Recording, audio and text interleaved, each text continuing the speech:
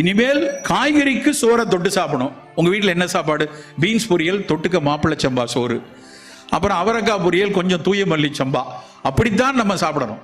காய்கறிகள் நிறைய இருக்கட்டும். புலால் சாப்பிடாம 2 மீன் துண்டு, நல்ல 2 கோழிக்கால், அதோட கொஞ்சம் போல சோறு, நிறைய காய்கறி. இப்படித்தான் நம்ம மதிய உணவு இருக்கணும். அப்படி மதிய உணவு இருந்தாதான், இப்போ நீங்கள் அலுவலகத்தில் போறீங்க, கொஞ்சம் எடை கூட இருக்கும், சின்னதாக 2 டப்பாவில் எடுத்துகிட்டு போகிறோம். நான் எடுத்துகிட்டு போகிறது எப்படின்னா, எங்கள் வீட்டில் 2 டப்பா இருக்கும். மேல் தட்டு முழுக்க காய்கறி இருக்கும். கீழ்த்தட்டில் ஒரு பாதிக்கு ஒரு நாள் வரகரிசி, ஒரு நாள் கவுனி அரிசி, ஒரு நாள் மாப்பிள்ளை சம்பா, அதில் இன்னொரு பாதிக்கு ஏதாவது குழம்பு இருக்கும், இல்லைன்னா ஏதாவது ஒரு காய்கறி கூட்டாக இருக்கும் அந்த சாதத்தோட பிசைஞ்சுக்கிறதுக்கு. தேவைப்பட்டால் ஒரு கப் ரசம் தனியாக ஒரு டப்பாவில் இருக்கும். இதுதான் என்னுடைய சாப்பாடு மத்தியானம். அப்படி தான் எடுத்துக்கொள்கிறோம்.